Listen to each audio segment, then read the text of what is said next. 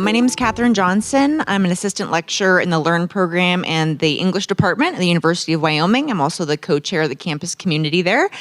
I am really excited for this panel on activism in academia. I'm going to start with introductions of our panelists. I also just want to say thank you so much to CSU for hosting us. This is such a beautiful space, and I'm really excited to be here.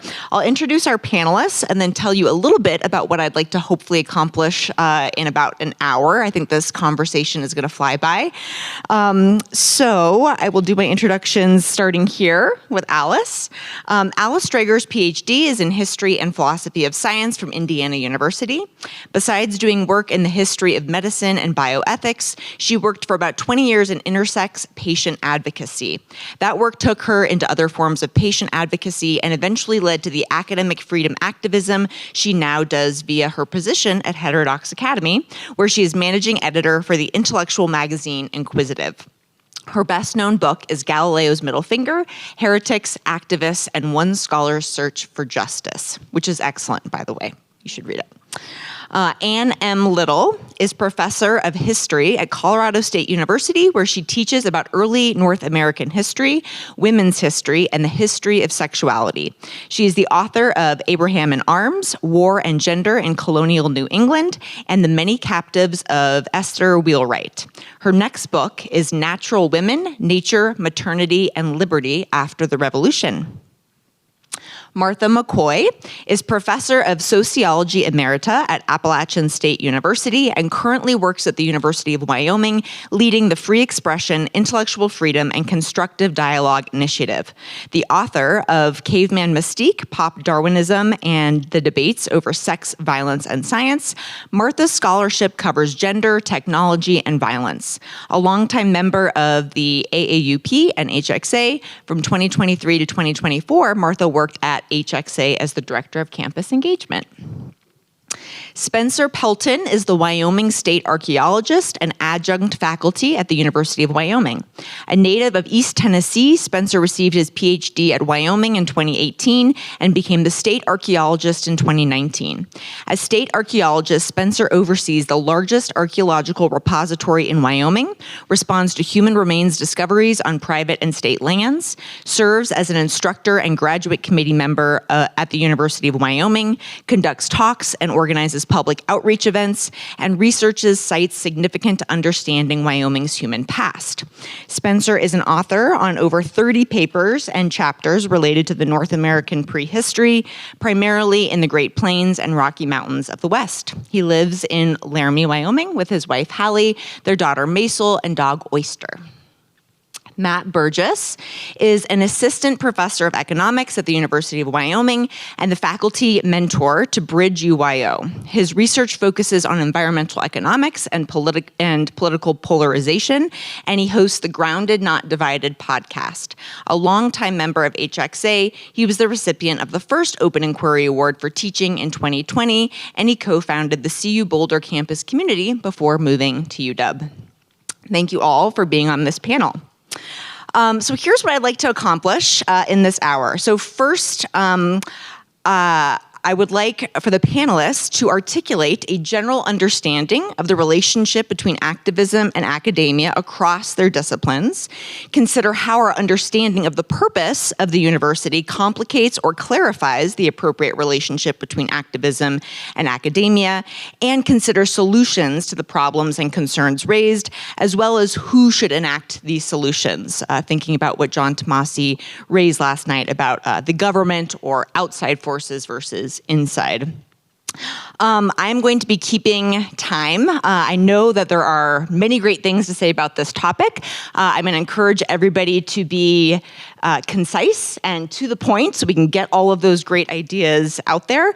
I will try to ask follow-up questions, maybe push back. I encourage you to challenge one another as well as we proceed through this conversation, and then we'll have that great time at the end for questions and conversation with everybody.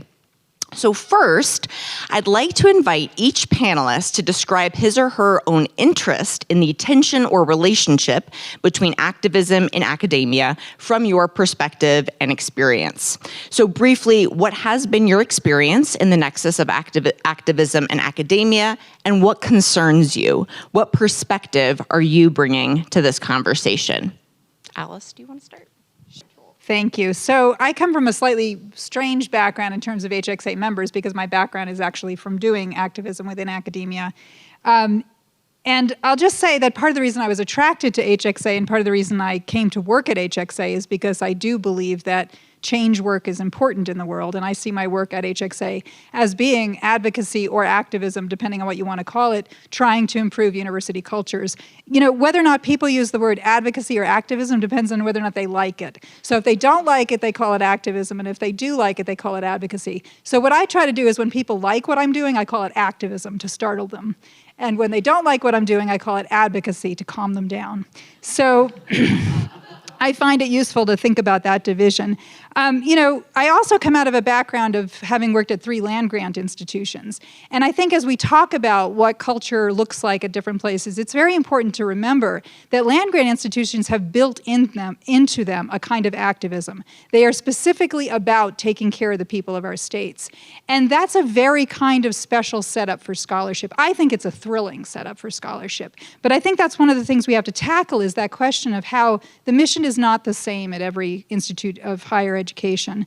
For me, the problem isn't really activists in academia in any simplistic way. From my point of view, the problem is people who are censorious and people who simply are not interested in at all thinking about evidence and changing their mind, right? So we can think about people who are, for example, Kimberly Terrell, who has a terrific recent piece in the Chronicle of Higher Education called My University Censored Me. She's an environmental scientist who works out of a law school clinic and was basically censored for doing important work for poor people in the area, which the governor objected to because he wants help for the petrochemical companies, not for those populations. You know, for people like that, I think that kind of work can be perfectly reasonable to do within academia, but the issue really becomes, are those folks as scholars open to the possibility that they are wrong? Are they open to different kinds of questions? So I just want to give you 2 really quick examples of people who I think do it well. One I can't name because she asked me not to. Years ago came up to me after a talk on free expression at a small college in the Midwest. She was a person who was a pro-choice scholar working in the area of abortion studies. And she had found from her research that people working long-term in abortion clinics needed emotional support, that in fact it was a very taxing, very difficult kind of job to have. This is something that folks on the pro-choice side don't want to hear, because they want to hear abortion is fine, nobody's harmed by it, especially not the clinic providers. She simply could not get her work published. And she was told over and over again that while the research was good and very interesting, it was too dangerous to bring this research forward. And yet she was open to that possibility that what she was going to find was something that her tribe would not agree with. She went with the evidence. The second example I'll give really briefly is the Flint water crisis. We had a recent panel on this that was fantastic at the national conference. The tape is available. I recommend it. If you go to Free the Inquiry, which is our Substack blog at HXA that I run for HXA, there's a piece by Cherie Spitz Siddiqui, one of our staff members, about that panel. And it was a panel with Mark Edwards, Sid Roy, and Hernan Gomez talking about how, well, the Flint water crisis was a real disaster. What's been a bigger problem is the assumption that the children were harmed. And that assumption is what is now harming those kids because there's extremely low expectations in the schools and socially for those children. And so they're really challenging the narrative that the problem these kids are facing is lead, when in fact the problem is low expectations. That's the kind of work to me where you can do advocacy, you can care about a particular population, but you remain open to the possibility that the evidence that you're going to find is going to go against what your tribe wants to hear. So what I'm really concerned with as we go forward is the possibility that calling things activism within academia is going to be used to censor work just as activists within academia have censored other works. We have to be really careful not to fall into a simplistic attitude where when we see somebody working with a particular population, we assume that's not real scholarship. We always have to be interrogating whether or not people are really open to the evidence and open to new questions. I'm Ann Little. I teach here at CSU. I've been here for 24 years, and before that I was at the University of Dayton for 4 years and in a couple of adjunct positions before that. I never wanted to be an activist. I just wanted to be a women's historian, so maybe that's a little naive on my part, that I thought it was kind of like normal that we all understood that women are people and that we can research them and uncover their experiences historically. When I started my career in the mid to late 90s, I was called a feminazi by students. And more recently, I have been called transphobic because I believe that women are a materially definable historical subject that we can uncover, in the archives and write about them. So my experience of being an activist has been kind of being sort of accused of activism, as Alice suggested. And I have recoiled and pushed back at every turn against this sort of attempt to sort of marginalize or pigeonhole me or put me in a corner like that. So I never intended to be an activist. I think unlike Alice, who you did go into your first book, was you wrote that specifically because you were concerned about the ways that intersex people were being interfered with before they could necessarily give consent for. Not exactly. Okay. The history came. Okay, and then the activism. Yes. Okay, all right. I just wanted to write about ladies in the past, and I still do. I do it, but I guess to my surprise, just being a female who takes other females historically seriously is still a controversial thing among some people. Not everywhere. I mean, I think the women of my generation have very successfully sort of integrated the academy. John Tomasi spoke about the importance of sort of recognizing how radically the academy has changed in the last 30 or 40 years. I think that in terms of integrating women into the academy, we've been enormously successful. I think we've been much less successful in integrating the academy in terms of race and class, perhaps. But I think women are, in a pretty good shape right now. But anyway. So my experience started as in the early 2000s when I was the director of a gender studies program. Back then it was called women's studies, but they've all changed to gender studies. And both gender studies programs that I directed were targeted by external activist organizations like the Independent Women's Forum, David Horowitz, who led a big movement to reform the academy in the early 2000s. And I was in the position to defend the integrity of these programs. And of course, I was sincere when I would say these are academic programs and we engage in academic inquiry. We weren't activists, we were nerdy scholars. Did we teach about controversial and hot button issues? Yes, we taught about gender and sexuality. That's a hot potato. But we did so with integrity. And so I really believed that. And I wrote about it back then. And just to give you an example of the kind of attacks, when Virginia Tech experienced the horrific mass murder on their campus that lots of people know about, Phyllis Schlafly, a conservative activist, went onto her blog and blamed one of my colleagues, Bernice Hausman, for causing the mass murder by her gender studies course that she taught. And so it was just an awful level of attack and skepticism and rumor mongering. And so eventually, though, I think I became dismayed that even some people inside academia were engaging in some of that same politicking, trying to get certain views off the table, trying to make sure certain people couldn't teach. So I was always defending academic freedom from encroachment, but I felt like increasingly I was defending it as years went by from encroachment on the inside of academia, not just on the outside. But I still believe scholars should not be or refer to themselves as activists, even if their research has activist implications. It's my role as state archaeologist to sit in this kind of interesting role between being a public official but also having a foot in academia. It's been a really odd thing to be a part of. And this is kind of unique to my job in Wyoming. When they established this position, they knew that they wanted this position to have a foothold in the Department of Anthropology at the University of Wyoming. So in this role, I can both see where the activism comes from in higher education, but also its implications once it kind of escapes the university and makes its way into public policy, which I'm very engaged with on the state official side of things. So just for some context, I've been in anthropology departments for like 20 years now or so. The entirety of my education is in anthropology, specifically archaeology. And if I may be so bold, I think a lot of the most extreme activist ideas coming out of higher education come directly out of cultural anthropology or come out of that tradition. And so I've seen within these past 20 years, I've seen anthropology change from primarily a knowledge-seeking exercise to primarily a political exercise. And I think a lot of cultural anthropologists would tell you directly now that, yeah, we don't seek knowledge, we seek to enact political change.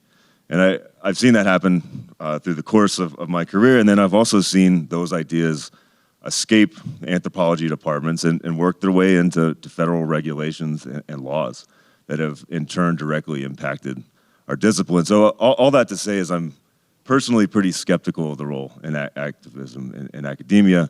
How it's most directly impacted my career has been the idea of decolonization, and then in turn the practice of widespread repatriation of the archaeological record to indigenous communities. It goes beyond ideas, right? These are actually tangible objects that are impacted by these ideas that are coming out of activist circles in anthropology. It's something I'm at the nexus of right now. It's something I have to deal with every day. So in that regard, I'm pretty skeptical of activism in academia, just based on my experience dealing with these issues. Yeah, thanks. First of all, this is an awesome panel. I remember reading Alice's book to my unborn son several years ago, and he would kind of kick and be like, oh yeah, this is a spicy book. And resonate with what Anne said, having been called a fossil fool and also a Marxist who's wasting his life online.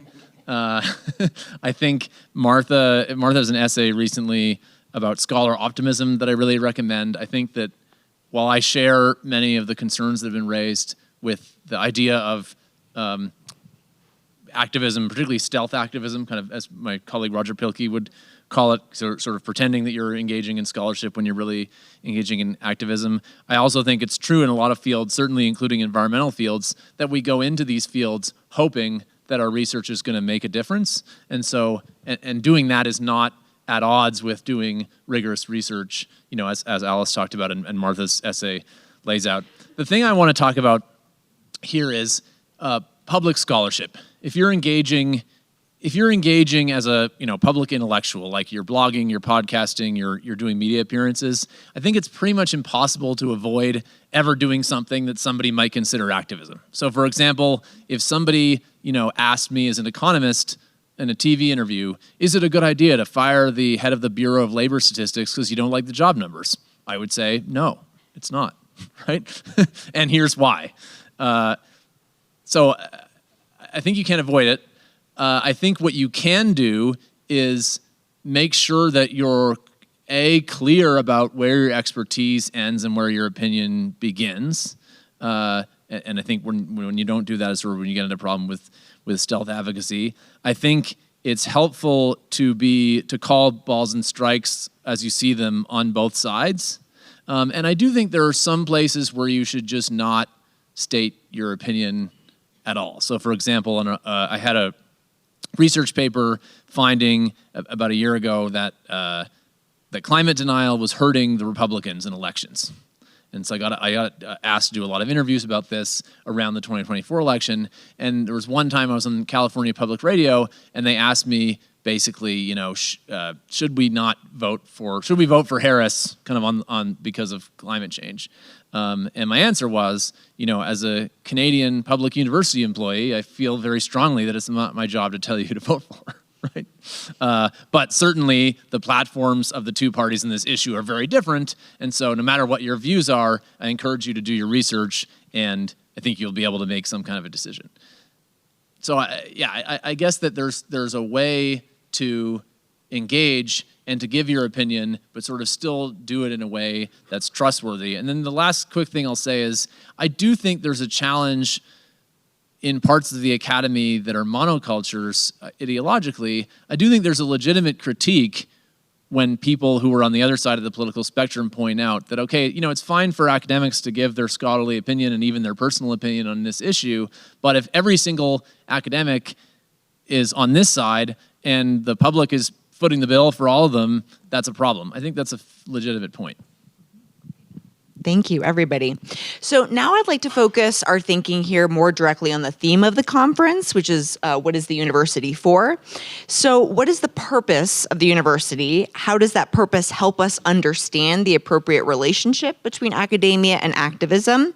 And also what makes this complicated? So Alice brought up the unique mission of land-grant universities like UW and CSU. So how might that factor into our thinking as well about this? And whoever wants to start, it's great.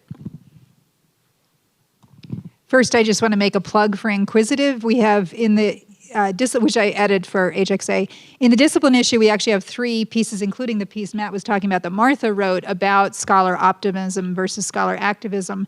But also, this is just one of these beautiful places that we've created at HXA where you can bring these really interesting ideas, including ideas that challenge the dominant voices in HXA. So I welcome you to do that. Somebody mentioned that I think it was you, Anne, that we don't really interrogate race and class very much in the universities. And actually the next issue of Inquisitive, which comes out in September, is specifically about class, and I think engages it amazingly in a way you so rarely see in academia. So this question of how do we think about the role of the university and the relationships, I think the answer is there is not a singular type of institution of higher education, and it really matters to pay attention to what the institutions are as we think about what their missions are and how to be mission-centric. I just read a report yesterday by the Chronicler of Higher Education about building trust between university administrators and faculty, and I was reading it because I think to do cultural change in universities, that trust has to exist. We can, as administrators, create policies that will help with change, but if the faculty don't buy into it, it's not going to make a difference.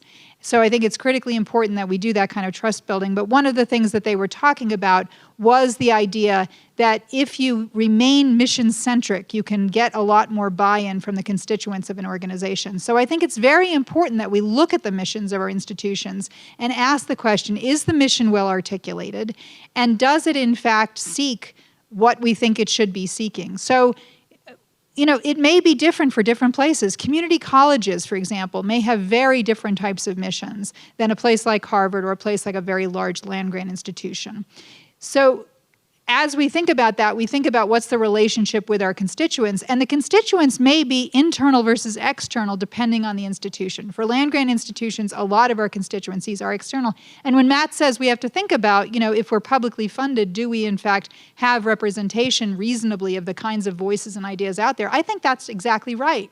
And we have to begin to examine that kind of thing. So one of the things I'm hoping HXA members will start to do, and that we can support them in this work, is to take a careful look at the question of how is our institution special in terms of what HXA is hoping to achieve. HXA does not expect every institution to end up at the end of this process looking exactly the same.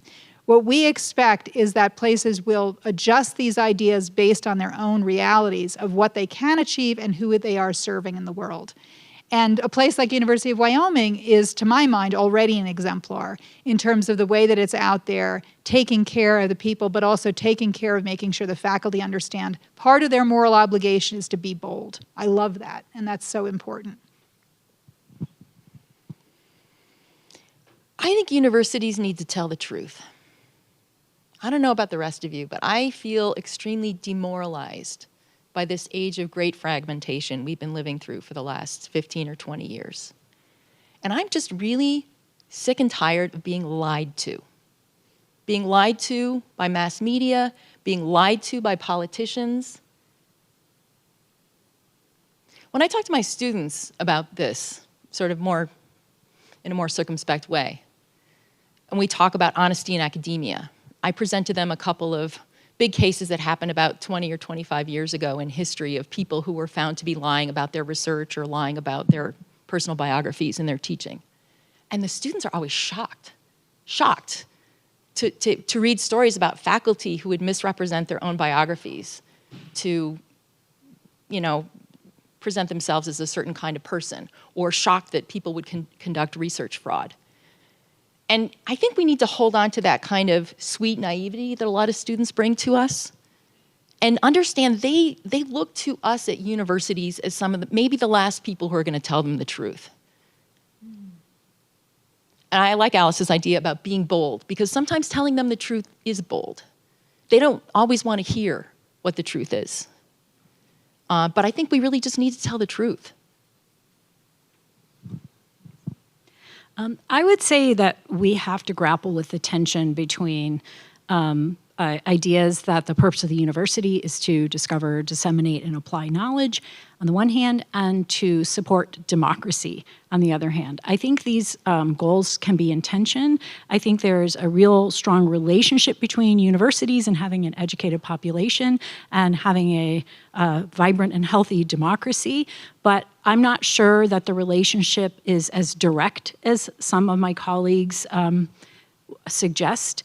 And so there's a lot being written about what is the relationship between the university and democracy, and I think that's something we really have to grapple with.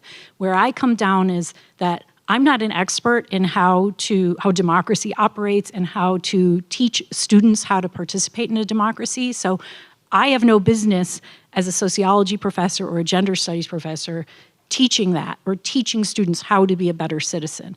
If they become critical thinkers and more knowledgeable and they end up being better citizens, that's wonderful. But I don't think it's the place of academic professionals to think of themselves as forming citizens and teaching them how to be citizens.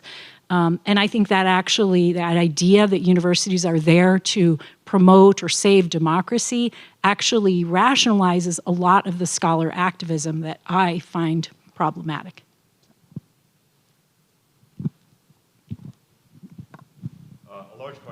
A large portion of my job is managing this enormous archaeological repository.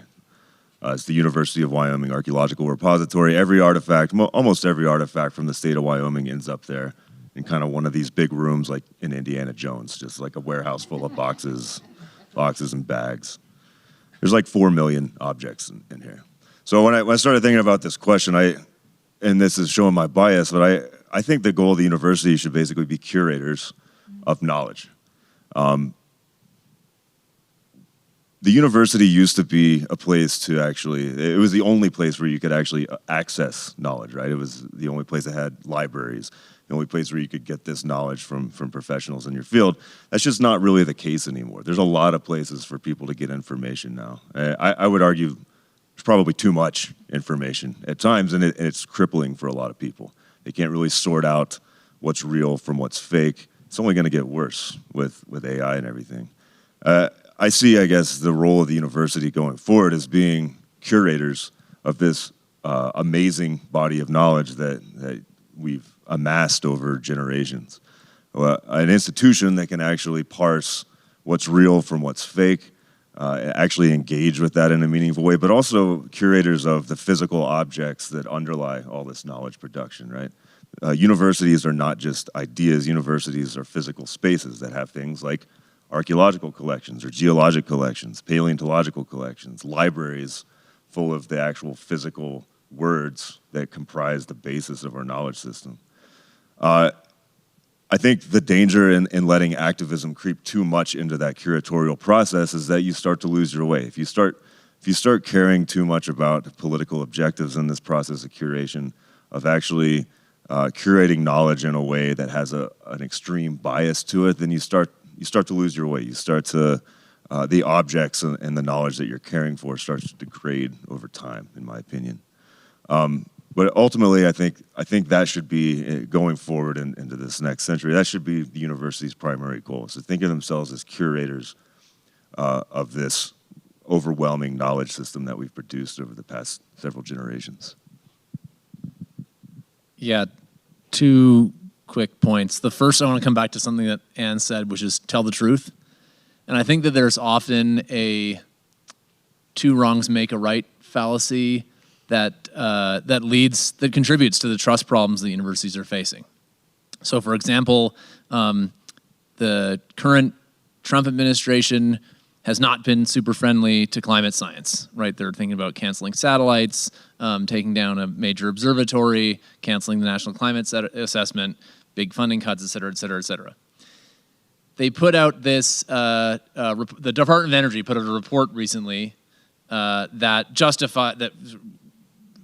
critiqued what you might call mainstream climate science to justify some of their actions, and that report cited my work on scenarios, especially the findings saying that we overuse unrealistically hot emission scenarios in climate research, which is true, and then on economics that the economic damages from climate change are much more uncertain than kind of the media gives it credit for, which in my opinion is also true.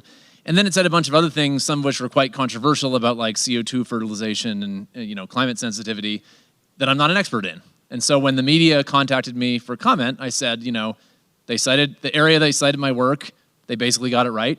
In the area where that touches my expertise, they sort of got it more right than wrong.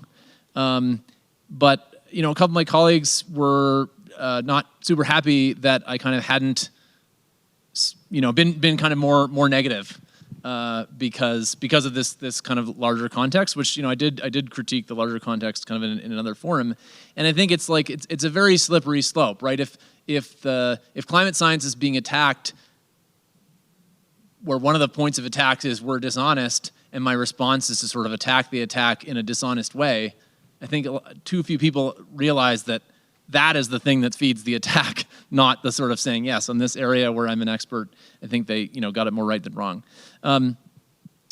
So that's the first point. I think I lost the second, but we'll find it again. Thank you. So now that we've pointed to some concerns, I'd like to pivot to solution-oriented thinking. What should we do and who should do it? So maybe just thinking about the concern that you specifically raised, and then what do you think is the best approach to address that concern? Whoever wants to weigh in on that. That reminded me of myself. Okay, go for it, Matt. Yeah, we're on. So the second one is going to be about markets, right? So in terms of what we should do and who should do it, I do believe very strongly that the federal government has a role in enforcing federal laws, and that shouldn't be controversial. So if universities are breaking civil rights laws, if they're breaking contracts laws, if they're violating the First Amendment, the federal government, with due process, should crack down on that. But I think both liberals and conservatives don't have enough respect for the market in this kind of thing, right? So conservatives say, disciplines X, Y, Z are not providing value to their students, and yet they don't imagine the possibility that the students will stop majoring in those things, right? And maybe that's the solution. And they don't imagine that new institutions might be built or new departments might be built that fill in the gaps, and those might attract students and readers, et cetera. And there's actually empirical evidence for those things happening. So I sort of think on what I would say to our critics outside the university who want to kind of whack us with an indiscriminate hammer is say, look, trust free markets as a conservative principle. If we're not doing our job and providing value, the market's going to punish us for it, and it is already. If you look, for example, at enrollments in the humanities over the last 20 years. And I would say to people inside the academy, if you think this isn't a problem, as long as we can ride it out through the current administration, then you don't understand markets, right? Markets are going to punish. If you're not doing the thing that your students are paying thousands of dollars for you to do, the markets are going to get you, whether or not Trump does. Someone else got an articulated one, dude. Solutions. Yeah, I mean, the thing I would say, Matt, I loved what you just said, is the issue is that the markets get artificially manipulated internally, right? And also externally through legislators who decide you cannot teach this and you must teach this, for example. And then the ways that internal to universities, those markets get manipulated. So the market may take too long to fix some of the problems and the systems collapse before the markets actually do a correction that is a survivable correction. So that's one of the concerns that I would have. So then there is the question, what do we do? this is a really difficult problem, in my opinion, and something that we have to address, because it does seem like public trust depends on us being understood as relevant and trustworthy. And we have a problem with that. Although I think land grants have less of a problem, and community colleges have less of a problem with that, because they in fact engage their communities at a much higher rate. And that's actually how trust gets built, is community engagement. And trust gets built in teaspoons and dumped in buckets by accident, as the Chronicle report articulates it. In terms of our own disciplines, how do we do that kind of fixing? This is really hard. I mean, Spencer's talking about archaeology and anthropology, which indeed are probably, anthropology is probably the worst, right, in terms of the level to which it has reached the point of leaving scholarship, just departing and shamelessly so, right, proudly leaving scholarship in the name of defense of particular populations, and just deciding its scholarship is somehow in itself harmful. So how do we begin to fix disciplines like that? This is very challenging. And one of the things that's happened, of course, within anthropology and archaeology is the people who still believe in science have, to some extent, created their own institutions. They've created their own disciplinary organizations, created their own journals, had to take these kinds of approaches. So groups like HBES, Human Behavior and Evolution Society, have been created over the years to try to counteract these sorts of things. You know, I'm on the editorial board of the Journal of Controversial Ideas, and I'm happy to do that, but it depresses the heck out of me that such a thing exists, because every journal should be a Journal of Controversial Ideas, right? The idea that we need to have something called the Journal of Controversial Ideas is a sad statement. But that suggests to me that what we have to do is try to get onto editorial boards, and especially try to become managing editors of journals, if what we believe in is true heterodoxy, where we're going to try really hard to bring forward voices that make us uncomfortable, and scholarship that our first instinct is that can't be true. So again, it's going to be hard work at individual levels. The other thing I think we have to do is take administration and academic governance much more seriously than we have been. And I understand that it's difficult to take academic governance seriously, because everything in the reward system works against that. The people who become members of academic governance are typically the people who are not very good teachers and not very good researchers, because they have the time to do that kind of work. If you are throwing yourself really passionately into your teaching and research, you're exhausted, and too exhausted to do academic governance. But those people who are the best researchers and the best teachers really have to get into those spaces, because you understand the importance of making sure we keep spaces open. So what I want to say to you is, you have a lot of hard work to do, and I hate to say that, because I'm not in a university anymore, so I can say to you, go do the hard work. But we are trying at the mothership as much as possible to be there to support you in doing that work, and to help you, and to also celebrate your victories, and to talk about the struggles that you face. So I blog every week at Free the Inquiry, our Substack blog, and one of the things I'm starting to bring forward is the work of individual members who are actually doing this hard work. And I want to hear about your hard work and your insights, because sharing that information does help each other. I'll just be brief and say that in addition to telling the truth, I think faculty in particular need to be bold. Faculty, as one of the staff members at dinner last night pointed out, faculty have the privilege, at least many faculty, some faculty have the privilege of tenure or being on the tenure track. And I think those of us with that privilege really need to be more aggressive in using that, and get out of that sort of defensive crouch, because we're the people who are the best protected. And able to do that. I think that faculty and staff, and not all, but some faculty and staff at universities have just become wedded to their own side hustles and side pursuits of activism, and they really actually have a sacred responsibility to academic disciplines and the university's mission, and they should be upholding, educating people about, upholding, practicing, and defending the rights and responsibilities of scholars. And I don't think those rights and responsibilities include activism. Activism is wonderful and necessary. You just shouldn't be pursuing it on your paid time. So I've been an activist. I've been in demonstrations and protest rallies. I've got causes I care about, but as an ordinary citizen, not as a professor. So I think a lot of scholars call themselves scholar activists because it's become almost like a popular label, a popular way to identify, to gain credibility or to capture a sense of optimism that you have about how scholarship could help solve problems in the world. And I say, that's fine. Just stop calling yourself an activist. Call yourself a scholar optimist if that's how you see it. I don't think a lot of the people who call themselves scholar activists are actually being activists. It's just become such a popular label, but it undermines our trustworthiness and our credibility. So my advice to individual scholars would be, don't call yourself a scholar activist. Don't let anybody else call you a scholar activist. And don't call anyone else a scholar activist. I would say in general, I'm personally very opposed to top-down measures to fix kind of this stuff. I think that Heterodox has done a great job of kind of growing this grassroots movement to bring it up through the institutions, build consensus around these issues so that it actually has some robust foundations to stand on once these ideas are kind of popping up and getting the attention of presidents and regents and board of trustees. That being said, I think some forms of activism in higher education, I think, require a bit of top-down intervention because they're not just undermining the reputations of departments or kind of degrading the quality of discourse in institutions. They're actually destroying tangible objects, destroying the actual physical assets that universities are tasked with stewarding. And I don't know how to stop that other than through the judicial system.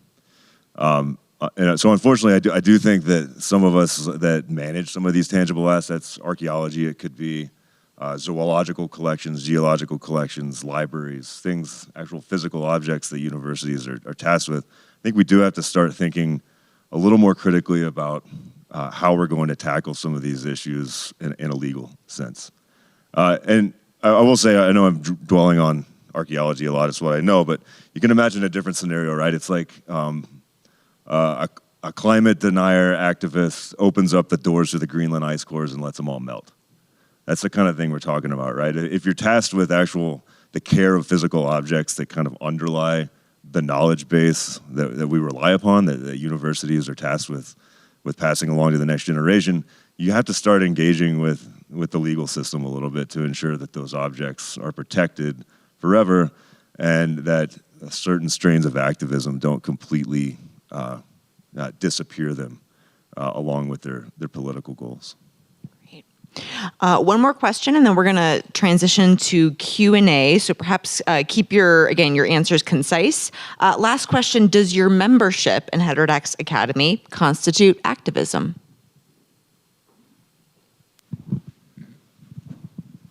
No. I think Heterodox. I think Heterodox Academy is an advocacy or activist organization, but it's and scholars can be members of those organizations, but I don't see anything that I'm doing. If I'm a scholar and I'm a member of Heterodox Academy, I'm not. That doesn't mean I'm pushing an activist cause in my class or in my research. So I think that there's an interesting tension there, and that's a good question. But organizations can be activist, but that doesn't mean that the scholar is the activist. I would refer back to the Calvin report, which says, now it says that individual scholars can be activists, but with respect to institutions, it says institutions should be neutral except on areas that directly threaten their mission. And that's sort of how I see the advocacy to calm you all down element of of Heterodox Academy, in the sense that we are in a sense engaging in activism on behalf of the mission of the university, which is our profession, which I think is sort of a special carve-out type of activism that's qualitatively different from other types, as the Calvin report recognized. Yeah, I gave this question a lot of thought, and at first I was like, no, hell no. This is just what's right. But I obviously have like a very defined set of principles that I've held for a long time, like well before Heterodox Academy came around. It deal with the issues that Heterodox Academy promotes. So I'm very committed to open inquiry, free speech, and those are defined sets of views. So yeah, I do think it is a form of activism. It's if activism is basically having a set of principles through which you uphold through your membership in organizations or through what you say in public or what you write about, then I'd have to say yes. So for about 20 years, I worked on intersex advocacy, which consisted largely of trying to educate the public about the reality of intersex, what it is, what it isn't, and then trying to change medical practices around intersex treatment to enable people with intersex to make their own decisions about their bodies when at all possible. And I have to tell you that I draw on all of that work every day at my work at Heterodox Academy, including, for example, recognizing that the most important thing you can provide a population that feels marginalized and misunderstood and invisible is peer support. And so one of the things HXA does all the time is to attempt to provide peer support. And I think a lot in my job, I mean, Bethany knows this, that every day I'm asking myself, how can I make sure that members that are coming to me who are feeling overwhelmed, canceled, at risk, how can I make sure they're getting the psychological support that they need to continue and then hopefully get to the other side to become the person I call on when a new person comes and says, I'm collapsing. And I can call on them to talk to that person and get them through that moment. But I would say also that, in both instances, I'm working on cultural change. And I know cultural change is extremely hard. I mean, the literature on it says it's incredibly difficult to do. But one of the things that we know, and I want to encourage you to understand this, is that the way cultural change happens is through individual relationships. So it's really, while it's valuable for you to do op-eds, and I want you to do that, and it's valuable for you to go on TV and to show up at the University Senate, all of that stuff is very, very important. At the end of the day, people change their minds typically because of a relationship with an individual. So, is it activism? Well, I'll tell you, I'm drawing on exactly the same literature about how do you change people's minds and looking at exactly the same practices. So I would say yes, and I'm not ashamed of that. That I think what we're trying to do is do cultural change that's incredibly important because it's important to the whole world, what happens in universities. Thank you so much. Let's open up the conversation to questions.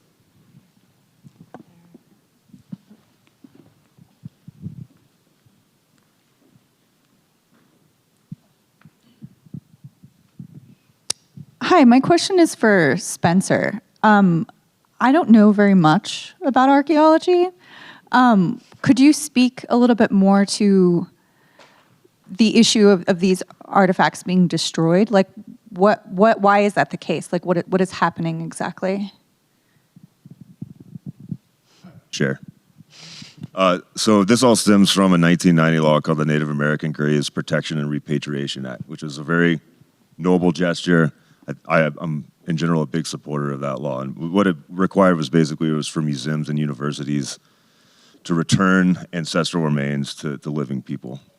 So a lot of these remains, for instance, were like taken off of battlefields during the Plains Indian Wars, or taken out of cemeteries of known Native American ancestry, and they were stored in these museums all across the country. So NAGPRA basically provided a legal means to repatriate those to the living descendants of those people. In the ensuing 35 years since it was passed, the regulatory body that actually implements this law, so if you know anything about this legal infrastructure, it's, Congress passes a law, and then in that law they say, here's the broad strokes, Department of the Interior, you write the regulations to actually implement them. So since the law was passed, really within the last 15 years, those regulations have grown increasingly extreme and increasingly have grown to include more and more of the archaeological record. So initially it was, well, we're not just going to repatriate bodies that we know who the descendants are, we're going to repatriate all bodies. So everything from 13,000 years ago to present. That was kind of the first move. And then last year, there was a really broad-based change that effectively opens up the entirety of the North American archaeological record to repatriation. And that started happening most extremely in California. if anybody knows Elizabeth Weiss, this is what she kind of hammers on, is why she left her job at San Jose State. But it's also starting to happen in other states as well, where you get these requests for, like, we want 200,000 artifacts, and we're going to rebury them as funerary objects. I can go into more detail, but that's the gist of it. Is in my view, a pretty egregious abuse of the federal regulatory system that's turned a really well-intentioned law that did a lot of good into something that's actively destroying the tangible record of North America's past.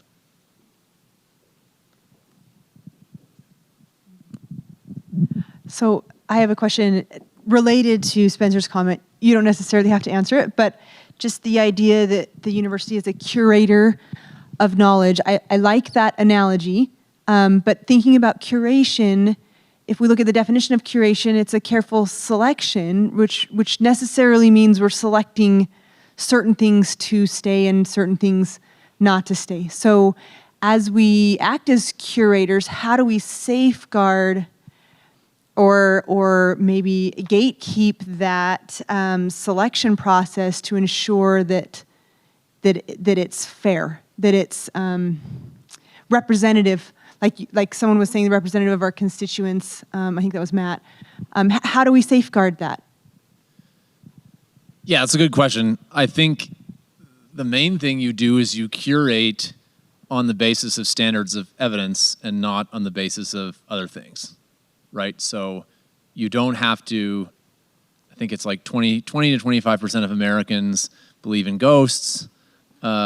There's similar, statistics that you could, right? I'm sure there's some non-trivial fraction that believe that the earth is flat, right? I think Kanye may be one of them. And apologies if that's wrong.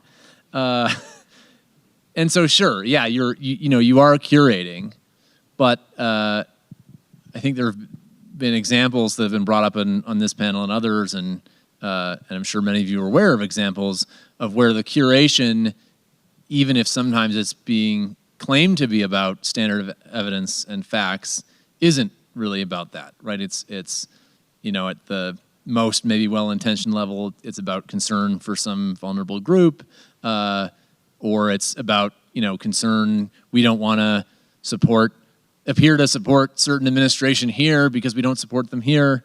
And so I think those are the areas where if we claim that our value proposition is as a curator of knowledge and we're curating on a basis other than knowledge, then we're failing at our curation. Yeah, that's a great question.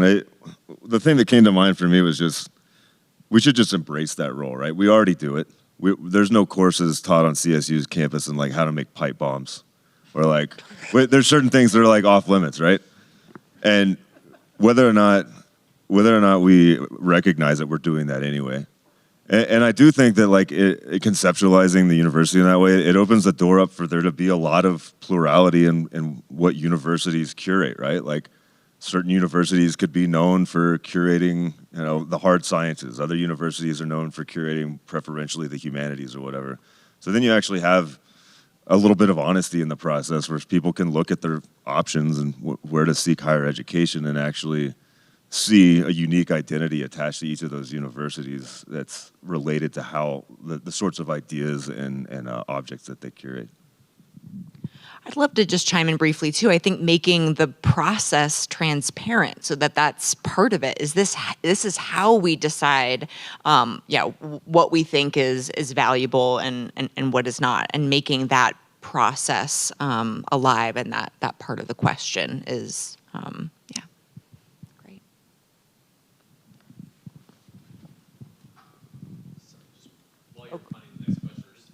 One more quick thing. I also think there's a big difference between curating questions and curating answers. So to Spencer's excellent example of pipe bombs, yes, I don't want publicly funded bioweapons research here or in Wuhan.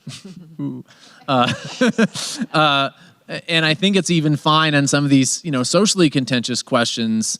If somebody wants to say, you know what, we just don't see a public benefit in studying the links between certain group averages and biology, I'm okay with that. But we can't say on a question that we deem off limits that we also know the answer. You know what I mean? As soon as we're allowed to have an answer on a question, we're allowed to ask the question. I have a question for Matt. I'm here, Matt. So my question is about the comment that you made about free markets. So it's kind of on my mind. So you mentioned that humanities, for example, have been in decline, and then you said that let's look at the free market. So I wanted to push back on that a little bit and say, let's look at the other, at the international context, and the role of the state regulation versus what is accepted in other cultures, right? So let's say in the US, education costs a lot of money, and there is no that cushion that will protect people from taking, that, let's say, high risk investment into something that will not pay off. And so that's the way, let's say in a different culture, in a different country, I'm thinking about Finland, that's the one that I'm the most familiar with, you remove those things where education is free, where there is no so much hierarchy, where the doctors are paid maybe 3 times more money than the teachers, and where, for example, teachers are very respected, and the way how people are selected to become teachers is very different than in the US. And so in this situation, does the free market matter versus there are other forces that define how, for example, higher education and certain professions are more valued by the society and by the people who go into those professions? So, yeah. Yeah, good question. So I use the term markets pretty broadly, right? So markets is where buyers and sellers meet. The government is a buyer, right? And markets, to Alice's pushback on what I said earlier, markets are global and interregional, right? So if a certain state, like Wisconsin, for example, was mucking around with tenure 10 or so years ago, they lost a bunch of high-profile professors. Well, that's market force, right? If we say that we don't want international students anymore, they go somewhere else, right? And those countries benefit from that human capital. That's also a market force. And I think this even applies in countries that have heavily subsidized higher ed. So for example, somebody I was reading recently was writing about a case from a few decades ago in Denmark, where the Danish government, who's the buyer for higher ed there, decided that a certain department was completely rotten in terms of its truth-seeking mission and cleaned it out and replaced it, right? That's a monopsony market, but that's still a market. So I guess that's what I'm saying. It's like, ultimately, whoever's paying for what we do, somebody's paying for it. And whether or not we like it, we'd be naive to ignore the fact that somebody's ultimately has to decide that what we're doing is worth doing in order for us to be able to keep doing it. I think we have time for perhaps one more question. You ready? No? Oh. I'm looking for hand. There we go. Rob's going to help me out. Okay. Hi, Caleb Coho, MSU Denver. This is following up on something Martha expressed skepticism about whether the purpose of universities can be to form citizens or civic education and cultivating some of those virtues.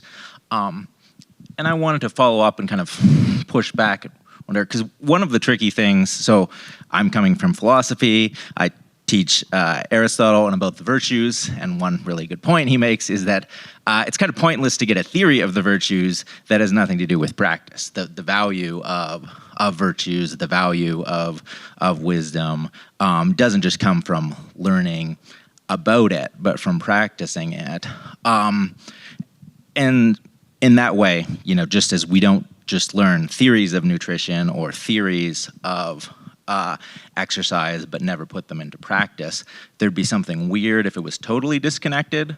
But then there's this worry. So, I've taught classes on the virtues where I try to get around this in a sort of pluralist way, where I encourage my students but don't require them to do a project that's developing the virtues, but they pick the virtues, they work on their own self-conception instead of just coming from me.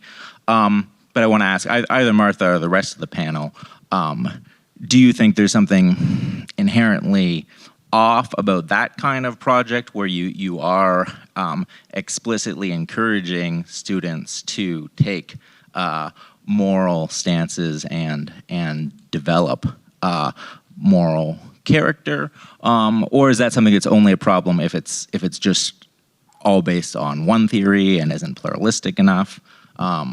Or yeah, should I give up on this kind of project? Well, thank you for the question. Is this on?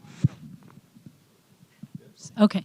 I think that's a great question. And what I meant to say isn't that certain people with the relevant expertise in philosophy or political science departments shouldn't be teaching classes on democracy and citizenship, and that's a very important object of inquiry.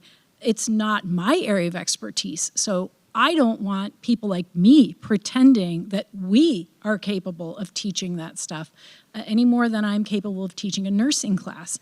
And so I don't want to encourage colleagues to think they all have a role in teaching students how to be a good citizen. I think it's either way, getting a great education, becoming a critical thinker, and having information literacy and all the rest can make you a much better citizen, whatever, we can debate what that means, being a better citizen, but you can certainly see the benefit of having an educated population for a democracy. So I don't want to dismiss that. I just think that the relationship between the university and a democracy and citizens is more indirect than some people suggest it is. Yeah, development is incredibly important for our students, and we should help them develop in all the good ways, right?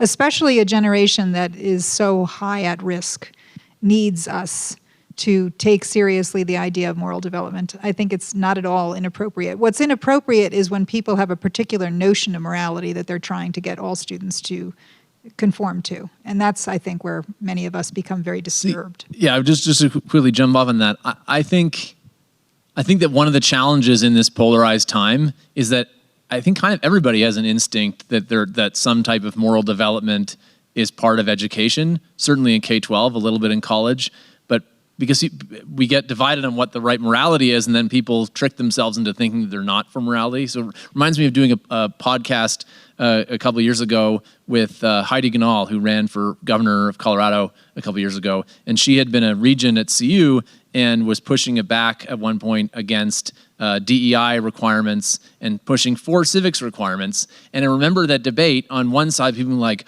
oh my God, the regents want to enforce their values on everybody with civics, we should have DEI. And then on the other side, oh my God, the faculty want to enforce their values on everybody with DEI, we should have civics. And I remember saying to her, can we just admit that you all want to enforce your values on somebody and you just disagree on what the values should be? Well, that's kind of related to the point I was going to make. This last question, it seems to me, is very related to the question about curation from this corner over here. And that is just I think we need to remember that none of us is a university all on our own. We're part of a community. And this is why viewpoint diversity and diversity of different expertise, different points of view, different backgrounds, this is why this is so important, is that we all have to rely on each other to sort of help sort of steer the ship correctly. Would you please join me in thanking Katherine and this entire fantastic panel?